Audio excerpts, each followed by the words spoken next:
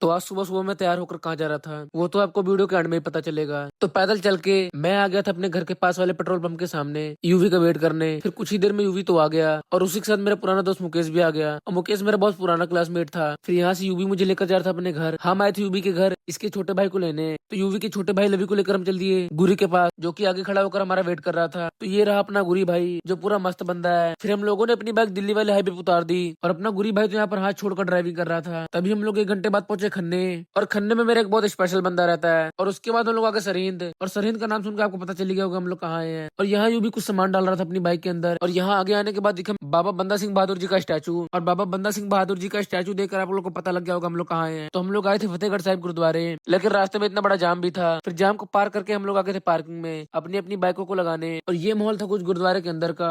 यहाँ पर इतनी भीड़ होने के बाद भी बिल्कुल शांति थी। और जो भी मुझे ऐसी जगहों पर आकर बहुत सुकून मिलता है। तो हम लोग लाइन में लगकर जा रहे थे अंदर मत्था टेकने।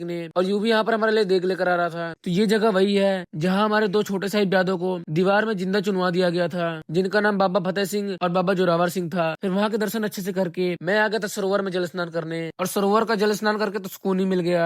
फिर जल स्नान करके हम लोग जा रहे थे ठंडे बुर्ज के अंदर मत्था टेकने। यहाँ पर औरंगजेब ने 2 छोटे साहिबजादों और माता गुजरी को कैद किया था। ये जगह गर्मियों में तो ठंडी रहती है, पर सर्दियों में तो कितनी ठंडी होती है मैं आपको बता ही नहीं सकता। तो अब यहाँ के दर्शन करने तो बहुत जरूरी थे। तो चलते हैं हम लोग अंदर दर्शन करने के लिए। लेकिन अंदर जाने से पहले हमको इतनी भीड़ मिल गई। तो ये भीड़ सिर्फ संग्राम दिहाड़ों में होती है, अदरवाइज इतनी भीड़ नहीं होती है। तो फाइनली हम लोग को यहाँ के दर्शन भी हो गए अच्छे से। और उसके बाद हम लोग आगे यहाँ के लंगर हॉल में प्रशासक ने, क्योंकि बिना प्रशासक के तो कहाँ मजा आने वाला था। तो प्रशासक कर हम लोग आगे थे जोड़े घर के पास। और यहाँ यूवी का हाल देख ही सकते हैं हम लोग क्या था। अपना यूवी भाई हमारी पूरी सेवा करता है। तो हम लोग ने यहाँ पे अच्छे से मत्था टेक लिया था। और यहाँ से हमको अब जाना था टोडरमल की हवेली देखने, जिसका काम अभी चल ही रहा है, दोबारा से उसको बनाया जा रहा है। तो चलते हम लोग वहीं पर और दिखाते हैं आपको वहाँ का क्या माहौल है। तो हम लोग वहीं जा रहे थे, पर गुरी ने अपनी बाइक को तो यहाँ पर साफ बना दिया। लेकिन मैं और यूवी बड़े प्यार से जा रहे थे, क्योंकि अपनी सेफ्टी अपने हाथ में होती है। और टोडरमल की हवेली तो हम लोग आ गए। और यहाँ का इतिहास हमने कुछ ऐसा सुना है कि जो यहाँ के दीवान टोडरमल जी थे, उन्होंने 2 छोटे साहिबजादों और माता गुजरी की शहादत के बाद उनके अंतिम संस्कार के लिए वजीर खां को 78,000 सोने के सिक्के देकर उनके संस्कार के लिए उचित स्थान खरीदा था। और यहीं पर उनका संस्कार किया गया था।